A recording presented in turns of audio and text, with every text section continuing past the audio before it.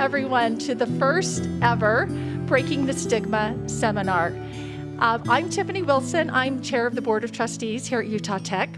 And I want to explain before we get started a little bit about how this started.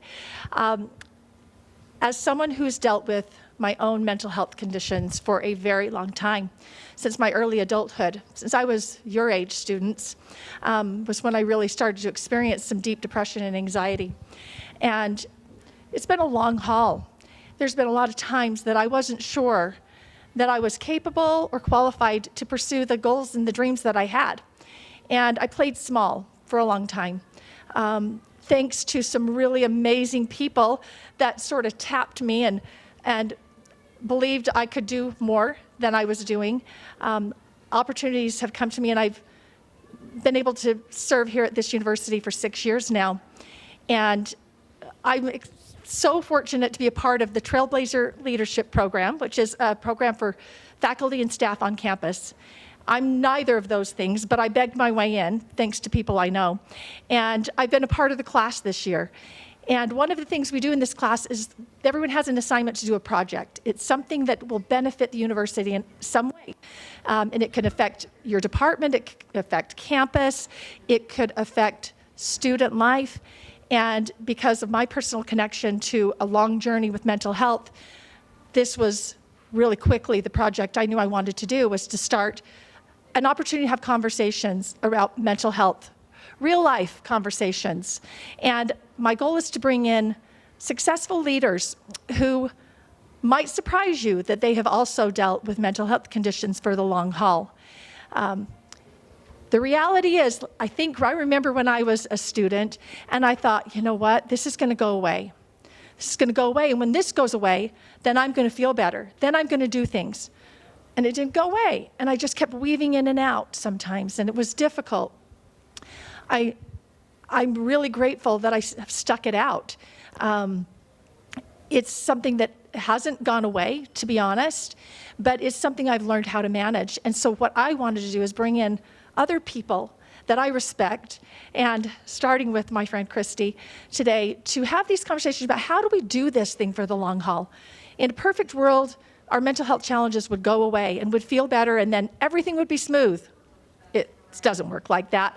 So if we're going to be really reasonable, we need to decide, how are we going to weave in and out of this situation? How are we going to find coping strategies that help us to keep going and create a life that feels full and feels rich? So I want to thank every single person that's here today. Honestly, truly, I have been so anxious and worried. Did you hear that word? Anxiety. Yep, anxiety. Anxiety has been in my body for a couple of months trying to get to this point. I got frozen a little bit, and here we are. I mean, it's a miracle. Guys, we're here today. This is happening. This is great. So I'm really relieved. Okay, I'm going to relax now because you came. And I want you to know, every one of you that's here, you coming matters to me. You being here really blesses my life, and it is just a testament to me that we have conversations that we should be having. And I'm really excited that you are here to have these conversations with us.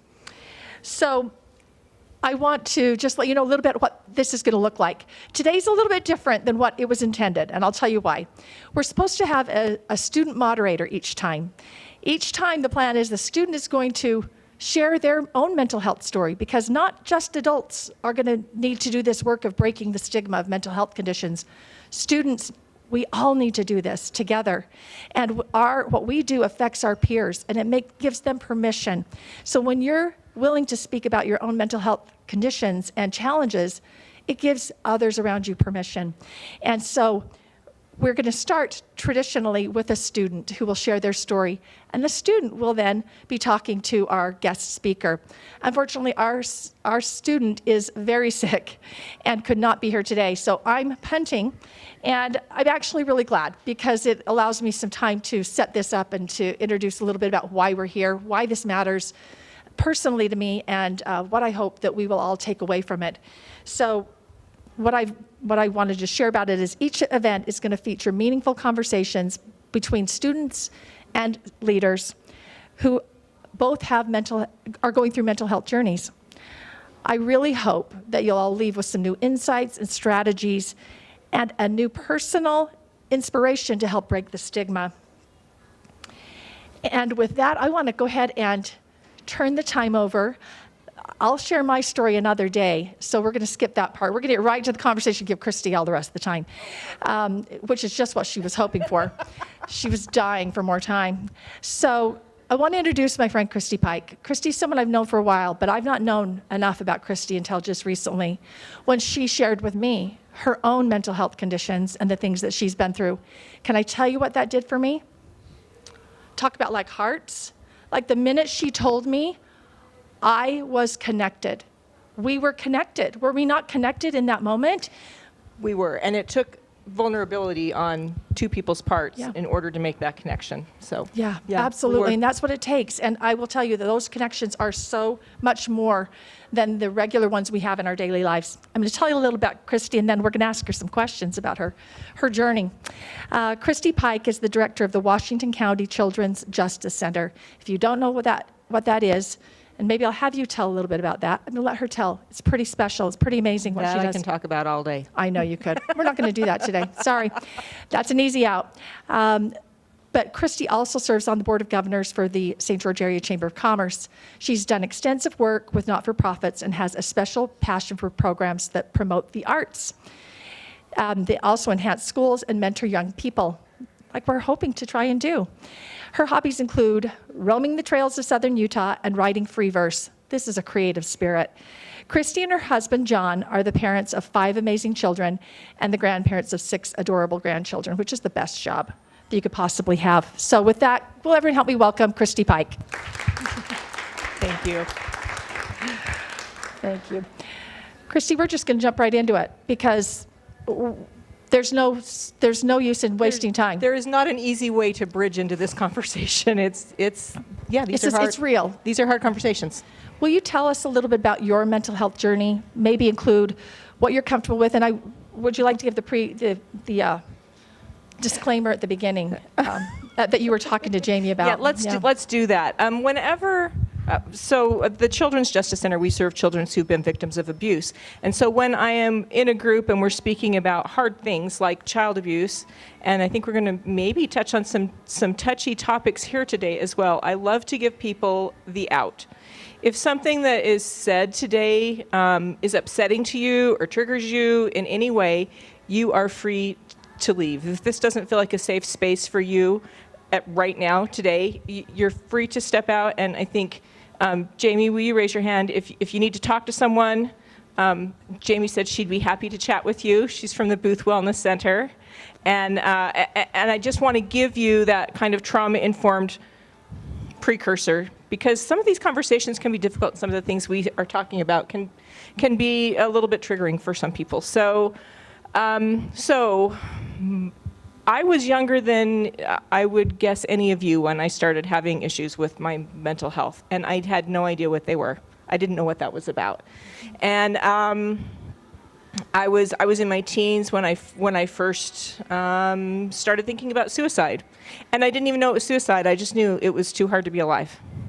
And then I got a little older. I'm in my 20s, and my first pregnancy ended in a miscarriage, and I was in a deep, dark hole.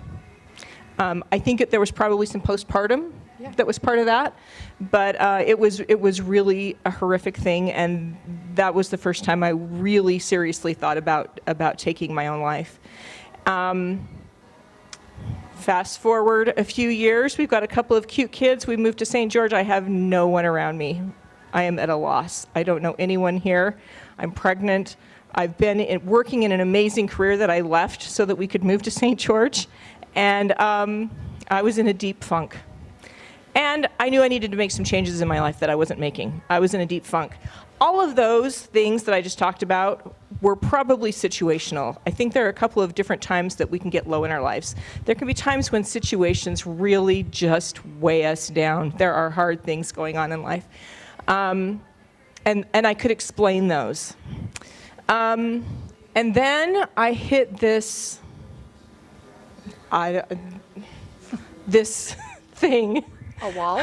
A wall. How about a barricade? Would that be better? Is a barricade like 20 feet underground with no light coming in? And it lasted, this was probably 15 years ago. It lasted for months and months and months. And I did there was no reason. I couldn't identify a reason in my life why I felt this way, but I was low. I was so low. And I did everything I could think of. Everything I could think of my own, on my own, to pull myself up by my bootstraps, because that's what we do. And I started keeping a journal, and I was trying to exercise every day. I was trying to eat good foods every day. I was trying to do something for me every day.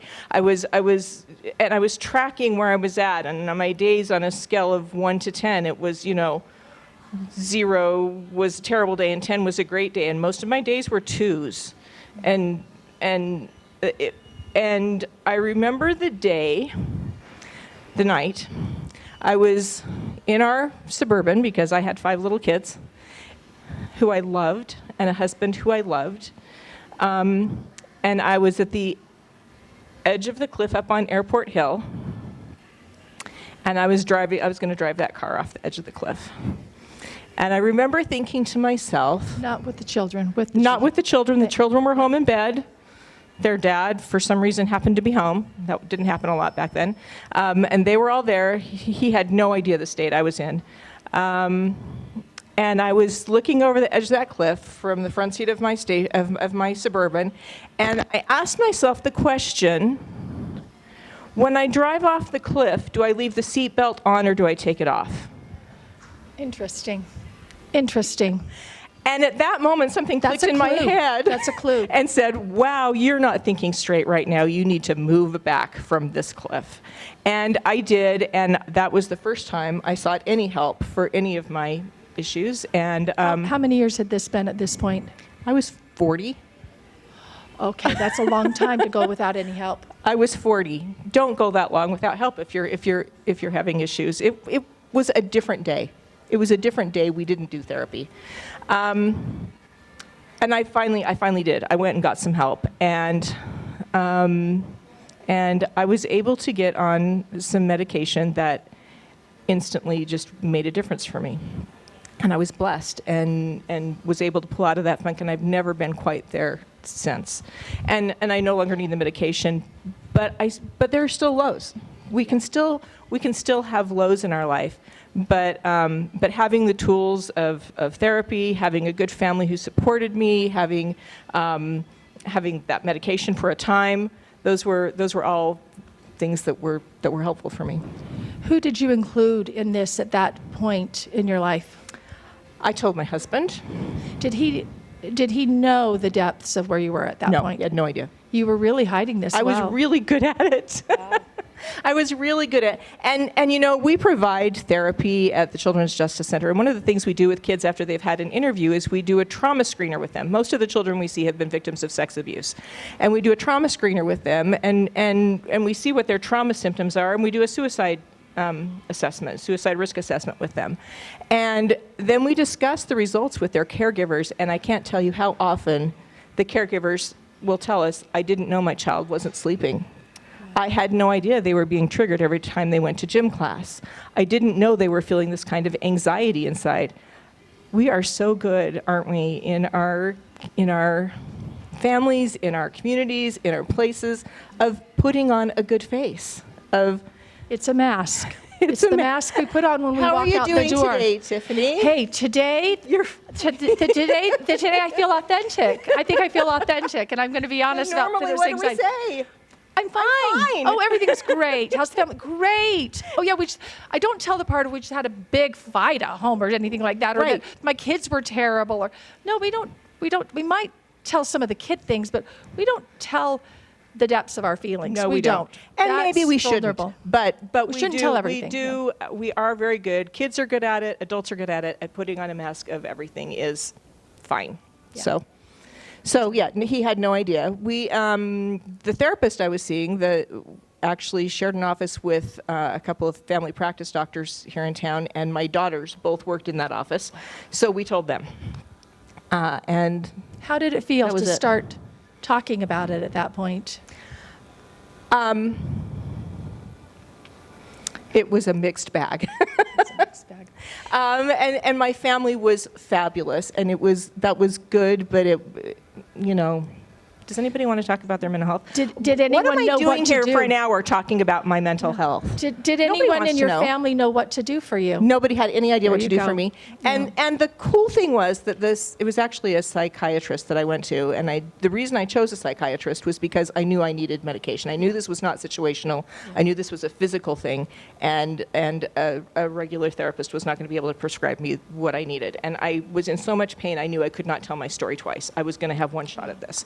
And so And that's an important note, I think, Yeah. to make, is that there's a difference between a therapist and a psychiatrist. yes. A psychiatrist can prescribe medication, and a therapist it helps you with talking through and coming up with new strategies. Yep. It's good to be mindful of the difference of that. And both are we need both. Absolutely. We need both. And we need more of both in our community. We don't have nearly enough providers. So, We're working on that. yeah. So what became your coping strategies at that point? And I would bet they've evolved depending on the day. Yeah. Clearly, medication was something that you have utilized. I have. What other things? What have been your coping strategies? How do you make this better when you're down? Can you get out of it when you're down? Tell us how that works. Let me talk about a couple of things. So, when I was at my deepest, darkest, our youngest child was 2, and all the other kids would go off to school, and she's a caboose, and she would come, and I would still be in bed. I couldn't get out of bed. I wasn't working. I was working from home at the time, and I couldn't get out of bed. And she would pull on my hand, and she'd say, "Mom, I need breakfast," and I would get out of bed. And once I got up, I could get going, but it was that initial getting out of bed. But being needed was so key. And there's been research. They did research with kids who had been victims of sexual abuse in the South. And some were resilient after abuse and some were not. And they were trying to come up with a menu, like we're trying to do right here, What makes the difference? of 24 things. What can we do that will make a difference to help these kids? And they really thought they were going to come up with this menu, and they came up with 2 things that were just head and shoulders above everything else. And the 2 things they found were that kids who had a responsible, trustworthy adult, good relationship with at least one adult, that made a difference. But even more than that, even more important than that, were kids who had a sense of purpose. Kids who somewhere were needed. If a child knew that their little sister needed them to get up and make breakfast for them, that helped. If they knew their football team was counting on them to show up, that helped. the piano teacher's waiting for them to come for a lesson. That helps, right? The dog's not going to get fed if I don't take care of it. That helps. Having a sense of purpose for those kids made a difference in their being able to be resilient in the face of horrific things. I think the same is true for adults. I think we need to be needed. And as much as we want to take away some of the responsibilities or relieve some of the pressure or the stress when we're in those bad places, and some of that probably does need to happen, we can't lose it all because we need to have a reason to have to get up in the morning. And I saw that same thing repeated with a kiddo. Several of our kids have suffered with mental health issues as well.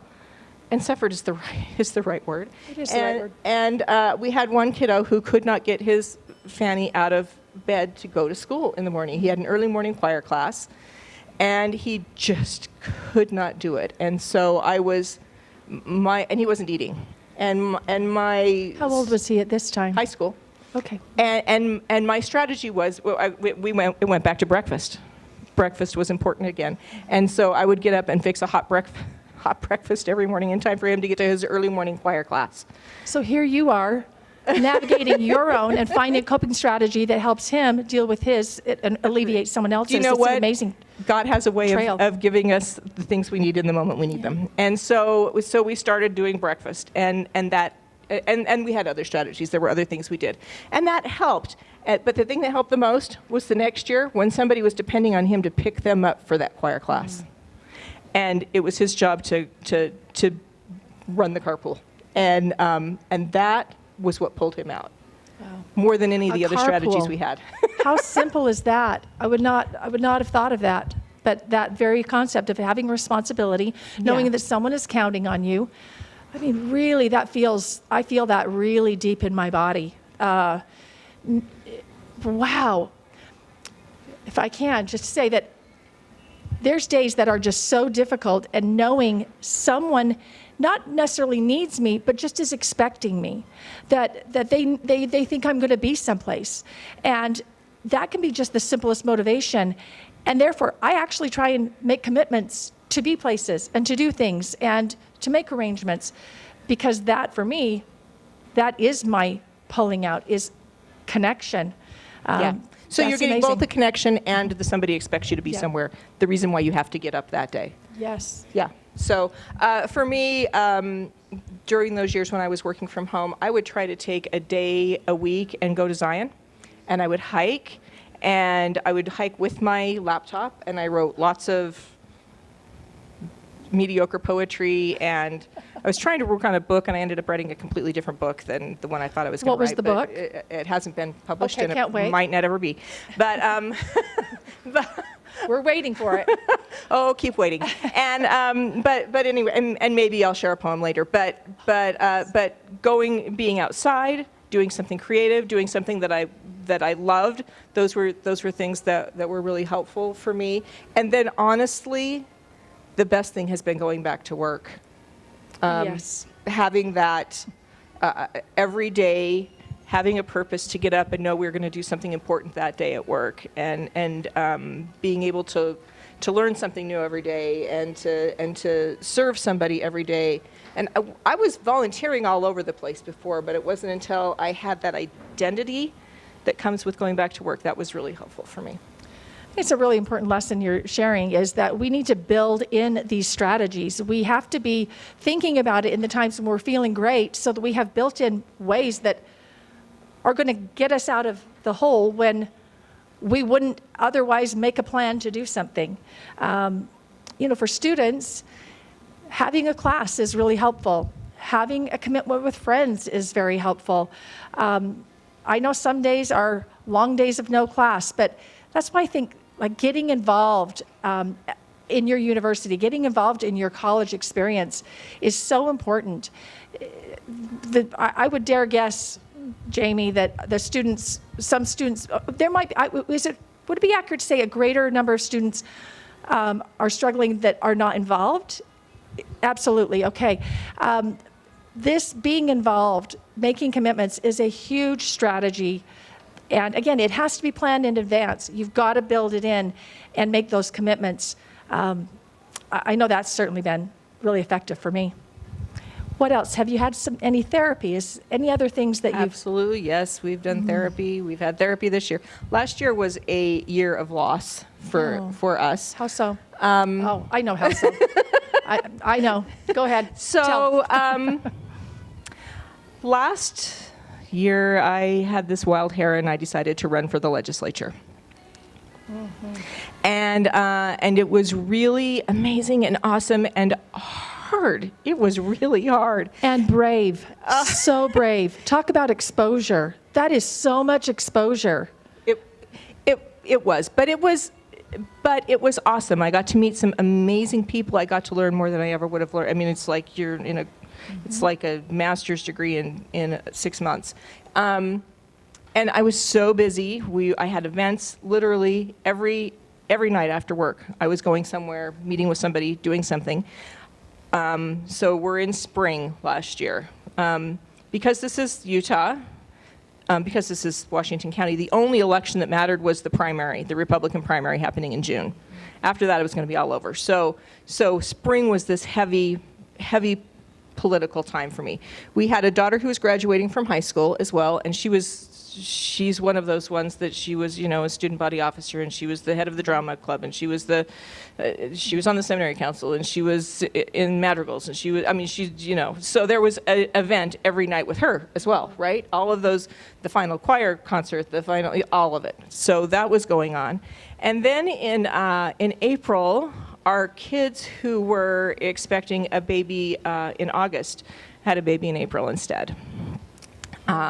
So sweet little Everly was born in mid-April, and she was 16 weeks early, and she came after a little bit of a hospital stay for her mom, and it was a super stressful time, and we had her for 8 days, and she passed away, and so that was in the middle of all that. So we lost Everly, and we buried her the first week of May. And nobody knew about this. We kept it pretty quiet. I've never heard this. Yeah, not many people knew about it. And so we buried her the first week of May, and the second week of May was the big debate for this campaign. And I wish that we had broken the stigma enough that I had been able to say at that point, I am not in a safe space or a good space to be able to participate in a debate. My head doesn't care right now about CRT or ESG or even any other acronyms that you can come up with. Gun violence, and I am so sorry, Dixie. I didn't care about any of it.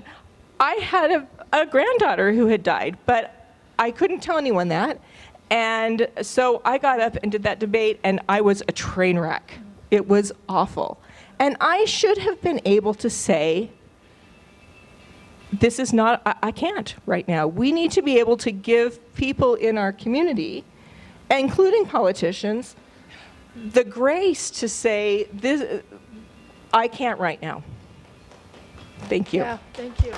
That is entirely what we're talking about. Right. We've got to give each other permission as humans, not as our responsibility or our title, but as humans that care about other humans. We need to be able to give each other permission to talk, permission to be authentic, permission to say, this is not a good time for me.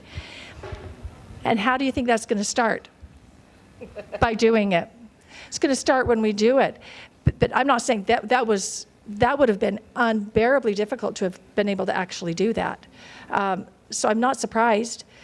I'll mention, I was speaking with someone from northern Utah, and I was talking about this effort, this Breaking the Stigma effort. And he was telling me about do y'all know the Five Browns, the piano players that, they all play piano at the same time? Really quite remarkable. I'm not sure which one, but one of the sisters, she ran for the state legislature. I think Deandra. And one of her key pieces of her platform was mental health and sharing her own story about mental health. Interestingly, she did not win. And I'll tell you, this is someplace where there's risk. When we speak up, especially in spaces like this, there's always a real concern on the part of someone speaking that there'll be a loss of respect. And I just want to call that out because this is real. This is real. This has been my experience. And honestly, being in my responsibility as chair of the board of trustees to come on and say, guess what? I'm dealing with mental health challenges for a lifetime, and I want to talk about that. That's been terrifying. It's been absolutely terrifying. But the things that are happening because of this little, wave that's starting and the people that I'm connecting with, I cannot tell you the value. And I really, I'll probably talk about this again sometime, but there is such an important responsibility, I think, for people that deal with mental health conditions. I feel like we have a responsibility to show up because we've got to show that we can be this and this. You can run the Washington County Children's Justice Center and potentially should have been in the state legislature and have mental health challenges. I can be on the board of trustees and have mental health challenges. You can be X, Y, Z, whatever you are, and have mental health challenges. Until we literally just shatter this stigma around this problem, this issue, this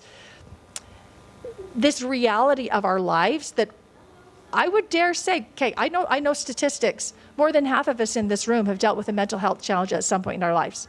More than half of us, without a doubt. But until we are willing to show up in it, we're going to continue to be afraid to say, today's not a good day for me. Soapbox for half a moment there. But it's really what this whole thing is about. And honestly, can I just give you so much credit for being the first person, the one person, the only person that I've asked to do this, that I've asked to come and speak, because you represent so perfectly the I am this and I am that, and just the incredible grace that you have to share that and to be all of it. Genuinely, I respect and care for you so much more knowing that the mask, that, you know, that you are willing to drop the mask. It really creates connection. Well, thank you. I appreciate that, Tiffany. And as I told you, we were at a conference together, and we had both had the opportunity to speak at it, and here at the university. And when you said you were going to do this, I immediately told you. Yep, she walked right up and just gave me a diagnosis. I'm like, hello. Yeah, it was absolutely, I mean, literally, it's like things that imprint in your brain and your heart. I'll never forget that moment. Do you remember what I told you about why? I have chills all over my body. Tell me. Because the only reason to go through these kinds of things is so that you can help somebody else. Amen. Amen. That is the best possible purpose I could find for the challenges that I've had. Yeah.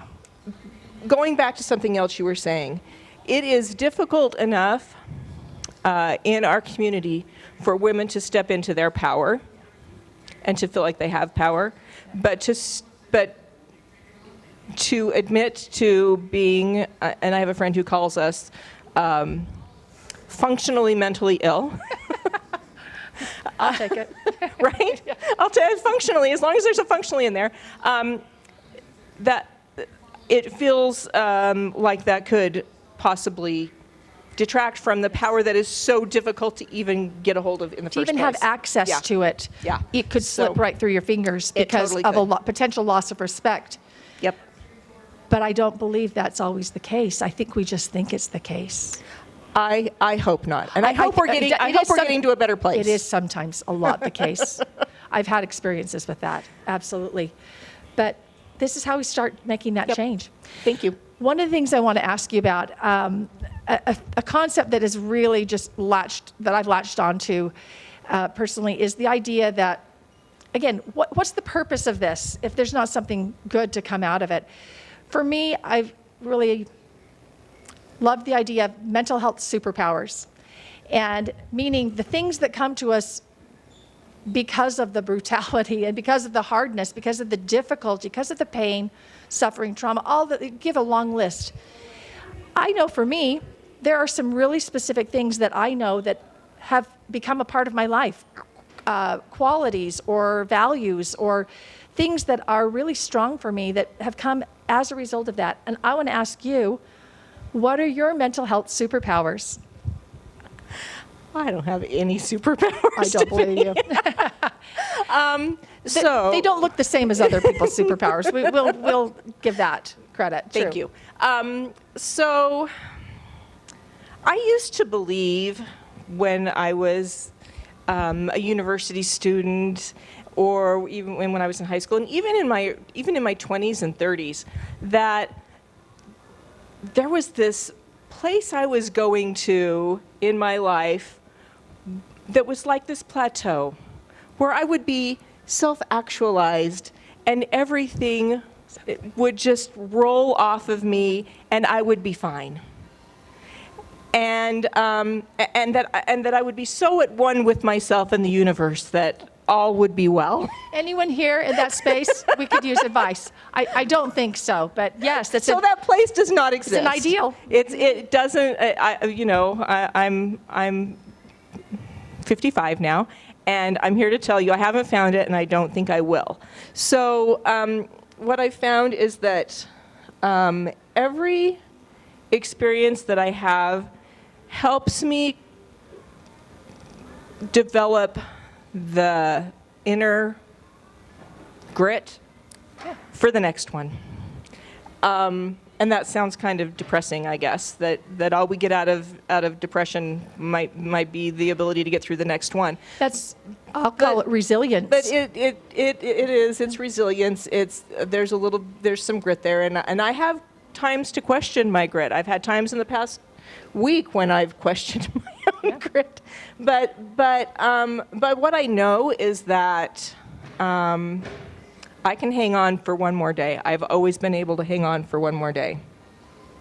I can make one more breakfast. I can go to work one more time. I can do one more grocery store run. I can write one more poem.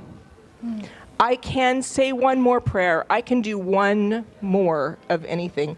And maybe, I don't know if that's a superpower, but it's taken me this long to figure that one out. I absolutely see it as a superpower, and I'm just looking at the course of your life right now at the one more day and what came the next Seems day. like a song. There's a song there, isn't there? Well, I'm not going to sing it. But yes, Neither. one more, every single day you built upon what was already there. You added another day, which created another poem, another relationship, another experience, another accomplishment. Like, you've layered these things into a life.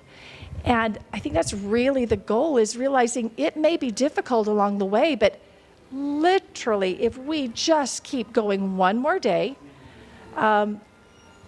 we create a beautiful life out of one more days. I know so many times, isn't it amazing, like, you're in the worst, hardest place, and it's hard to imagine going forward.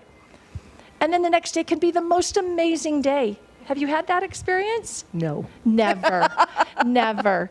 Actually, I wasn't being sarcastic. No, so have you had some better days? Have you had some better days? Yeah, I believe, yeah. There are that. better days. There are. It's It's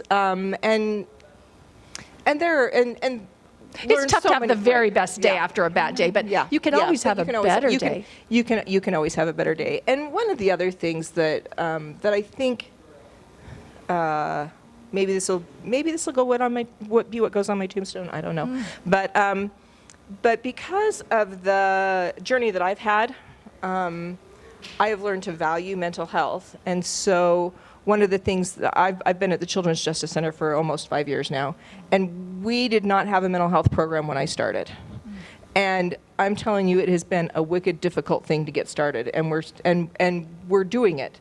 And it's still hard. It hasn't gotten easier. But we now have 2 therapists on staff, and we have contracts with therapists in the community so that kids who have had terrible things happen to them, we can provide free mental health for them. And we're in the process of building, we're going to break ground in April on a brand new building that is all about mental health for kids who have been victims of abuse or other crimes. Wow, yeah. That's not just me. That's a team. That is a team effort. Sure. But it was a priority for me because of what I know. Oh, I'm chilled again. That is it. Oh, I'm overwhelmed. That is so beautiful to think that that is what happened because you went through such difficult times. And maybe we still do. But that's what happened. That is what is happening for the children of Washington County, is someone who knew how important this was, knew the need, felt the need, and found a solution, is creating solutions. And that is so powerful. This is really it. This is what I really think about with mental health superpowers. There's things that we do that we're inspired and motivated to do because we want to make the path somehow easier for someone else. I mean, literally, it's like it's the motivation for me with having these conversations is, there's no other reason to go through it. There's no other reason. Otherwise, it's literally a waste. It's just a waste. And we don't want to feel like the challenges are a waste. Yeah. They're a bridge to something. Yes. To another opportunity to make something better. And literally, that's why we're doing what we're doing today. 100%. Because I would way rather be doing something else. I love you all. Yeah. But I respect you so much for doing this. Like, I can't tell you. And this group is going to respect you so much for doing this. Oh, my husband This is said, the what are you example. doing? Yeah, you got snookered into this one, didn't you? Well, first I said, I'm doing it for Tiffany. He said, oh, well, okay. then you should do it for Tiffany. What are you talking about? And I was like, oh, honey. Yeah, but the things, isn't that great? Again, the things we do for friends. Oh, yeah. And because she was willing to be vulnerable and tell me. And we created this opportunity to try and make this more normal, to try and give every one of us in this room, to give us permission to say, this is what I'm dealing with, and have it be okay, because we all are in different ways and at different times. I want to ask you two things before we wrap up and take a few questions. I want to ask you what's next for you, because another important thing that I really think about is that we've got to keep thinking about what's the next day ahead. We have to be thinking about it, or it's easy to get stopped. So what are the things you're thinking about? What are the goals you have? What is still coming up for you? That gives us such motivation to find the next day. Well, so my next thing is this new mental health center, right? So that's huge. Yeah, it's 8,000 square feet. Yeah, mine's it's not big for me. impressive. Yeah, it's huge. It's big. It's big for me. It really is. That's my next thing. And of course, there will be some amongst us continuing to encourage her to do another run for the state legislature. I'll just say, representation matters in every area. Female representation matters. It's a different perspective. It's a different voice. We get great representation, but we think of things that some men don't think of. We feel things that some men are not feeling. We have the attachments to causes that men aren't always attached to the same way. I think it's really important that you keep that little thought in the back of your head. And again, to allow that mental health story to be a part of what will create attachment to you and support for you. I've been surprised how that can actually happen. Beyond that, as a free verse poet, would you share something with us today? I will. So actually, I do prefer to write in free verse, which means no rhyme, no discernible scheme, Patterns. no discernible pattern. But so I'm going to read a sonnet. Wow, that was an assignment back then. Which is the lamest impressed. of all the patterns. I'm just going to tell you that right now. So my degree is in English with an emphasis in poetry writing from the University of Utah. So I told you I would go up to Zion, and that would be my happy place. And I would look up at at the cliffs, and I would just spend time just thinking and connecting with this world. And so this is called Zion Sonnet, and it's a little bit about Zion and a lot of bit about my rocky journey. So it says, just pressure, wind, and time my guidebook claims, and now and then a gentle drink of rain. Can it be so? The solid of this rock, the strata of colossal cliffs, they mock the fiercest breeze, the prolonged squeeze, the wild storm. A tree, a shrub digs anxious roots deep in a sliver of a crack. A grain falls to the riverbank where a squirrel child plays. She tracks it home, but mother tail sweeps it out, and now floodwaters wash them all. Oh God, could squirrels, shrubs, and grains of sand sculpt this crimson sacred temple such? And wilt thou be so patient with me and love my ragged highs and lows so much? Wow, I'm seriously impressed. That is so beautiful. What's the symbolism in that you relate to? Well, when you go to Zion, there is absolutely no uniformity, right? Everything is so different, and the more different and bizarre, the more beautiful it is. And I hope that we can feel the same way about each other, and I know God feels the same way about us all. that regardless of what our highs are, what our lows are, what we look like, whatever is shaping us in our lives, that there's beauty. There's beauty there. So. Oh, thank you. That's incredible. We're going to wrap this up. We're going to take a few minutes for questions, and then I'm going to share with you the future dates. We have 3 more dates, and I hope you got trail mix because it shares the dates. This is garbage you don't throw away when you eat the trail mix. You keep it and you put it on your bulletin board, or you put it on your calendar. Then you may throw it away. But I honestly am so grateful. I want to give a chance for anyone here to ask any questions. And I know it's scary to ask questions too. And if you aren't comfortable, that's fully okay as well. Would anyone like to ask Kristy anything about her journey or her career? Yeah, George. I mentioned I have 5 children. One I'm pretty sure is having some mental health issues. And you mentioned 2 things that caught my attention. One, that they need a purpose, but also you shared that time where you just said, gosh, I need a break too. I guess my question, I know there's no perfect answer here, but as a parent, I don't know when to push to help them find a purpose and when to back off. I probably push more than not.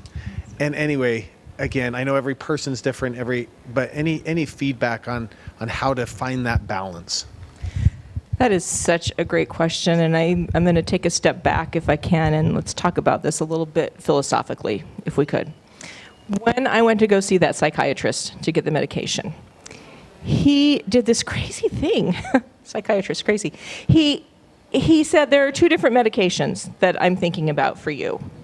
And here are the pros and cons for one, and here are the pros and cons for the other. Which one do you want? You're the doctor. But what he did was he put it in my court. He gave me control over when I had been feeling completely out of control. And I'm going to take even a step further back than that and talk about something that I love to talk about. Since I got to talk about stuff I don't like to talk about, we're going to talk about something I love to talk about. You have permission now to talk about other things. So I want to talk about this concept of consent, right? And here at the university, you guys are doing a much better job of talking about consent than we ever had when I was growing up. This idea of you are in charge of you, and others are in charge of themselves, and we need to respect those boundaries between each other, right? When a child comes to the Children's Justice Center, usually they've been abused. Usually it's going to have been sex abuse, and they didn't have a choice. So before we provide a service, the child has every opportunity to say yes or no. If they don't want to be interviewed about what happened, we won't force them to be interviewed. If they don't want a medical, we won't force them to have a medical. We don't force a child to do anything, even though we think we know what would be in their best interest, and we have experience to show what would be in their best interest. We never force them to do anything, because the most important thing that child can do is take control themselves. So I think my answer is give options, give opportunities, and as much as possible, let them be the one who exerts the control, because that is what they feel. At least that was what was missing in my life when I was mentally ill, and that's what we see missing often with kids, is they don't feel like they have the capacity to control, and having faith in them, showing faith in them that they have that capacity, that you know they can do it, and trust their judgment. I think that can be huge. That is such a great answer, and we can apply that, all of us, to the people we love, the people we care about, and honestly to ourselves. Boundaries is a really important concept, and we are responsible for ourselves. Granted, it's trickier with children, with younger people, but the greatest sense we can lose is that, that would be the most traumatic, is especially if they were violated somehow. There's already a sense of loss of control. We want to make sure that they do feel that control, and that our kids and the people around us feel control. I know that for myself, if I felt like, to be honest, if I felt like my husband, who loves me and is just always so supportive and caring for me, but if he's tried to make appointments for me or tried to do things like that, I have not been happy about it, and it's felt like it's not been effective for me, even as an adult. So it is important that, but I don't know, Jamie, you'd be great to that share doesn't something mean about that you too. don't do anything, right? Right. That doesn't mean that you don't say, okay, here's how I see things. What do you, but then give it to them. Here are some things I think. Or Options. Here's some options. Or sometimes all we need to do is just listen. I have a favorite quote. To listen is to lean in softly with the willingness to be changed by what you hear. And I think when we're willing to do that for each other and really listen and then ask, do you just want a place to put this? Do you just want me to listen to you? Or do you want me to give you some ideas of things that I think? Do you want me to help brainstorm with you some solutions? But ask permission for those solutions first. Something we tell kids sometimes, or parents, I tried therapy and I didn't like that, and I've got short hair, and the kind of haircut you have when you've got short hair really matters. And I've had really bad really bad haircuts before. Yeah. That didn't mean that I quit getting haircuts. It just meant I found a different stylist. Great tip. Oh, and yes. that is the same goes Doesn't for mean that- therapists. yes. Just because your last therapist didn't work for you, doesn't mean you give up on therapy. It just means you find somebody who's a better fit. Good advice for all of us. Again, if I've known a lot of people have said therapy, I hated therapy. It's really important to keep trying on something new, maybe a new type of therapy.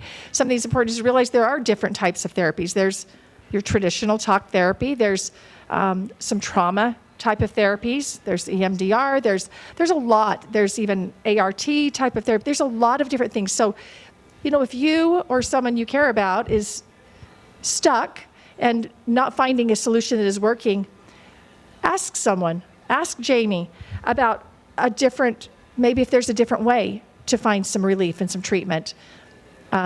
Medication's always helpful. Not always, though. We say it's always helpful, but it sometimes is the wrong medication. So you can't say that I hate medication, this medication didn't work.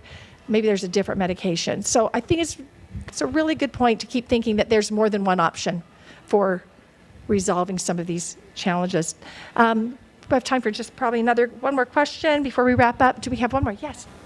What are some resources to get involved with your community?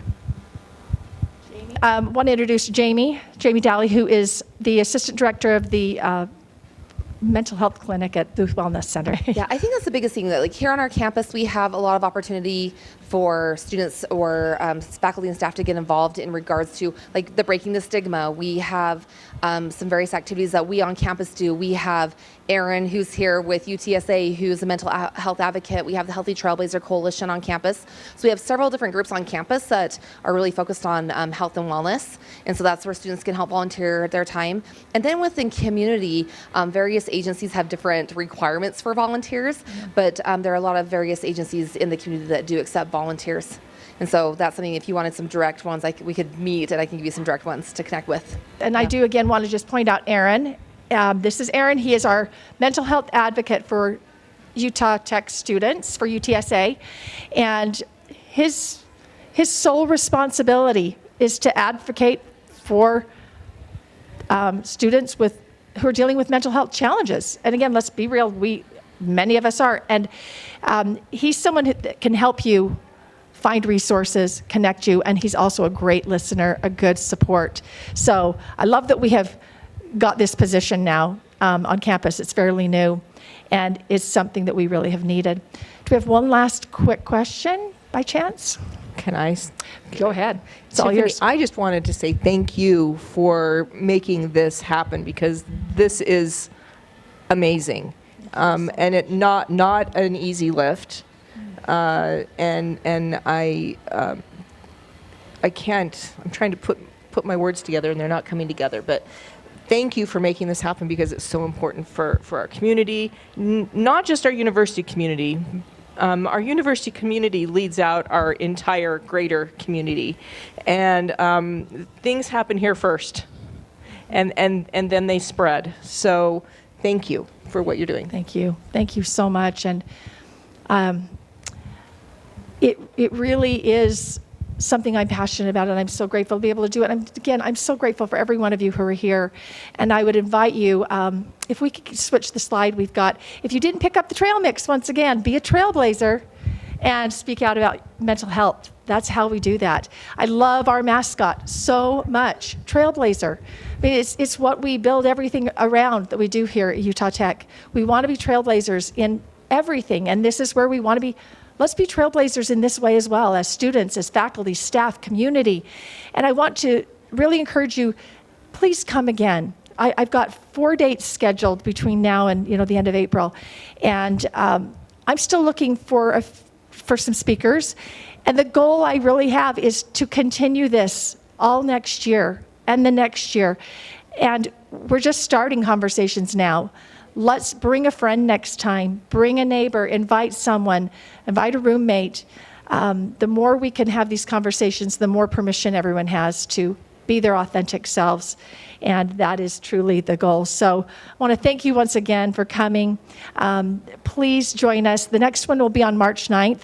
And one of our students will be talking to me next time. So I'll be sitting in your chair. Maybe I'll sit in my chair. I don't know, one of the chairs. But I'll be sharing my mental health journey, which has had some really significant bumps along the way. And but all of it that creates opportunity for growth and to make a difference. And I think that's what all of us in our hearts want, is to make a difference in the world and even just our small little world around us. Whatever that world looks like, let's do our part. And I think it starts by breaking the stigma of mental health. So thank you for coming. We'll see you next time.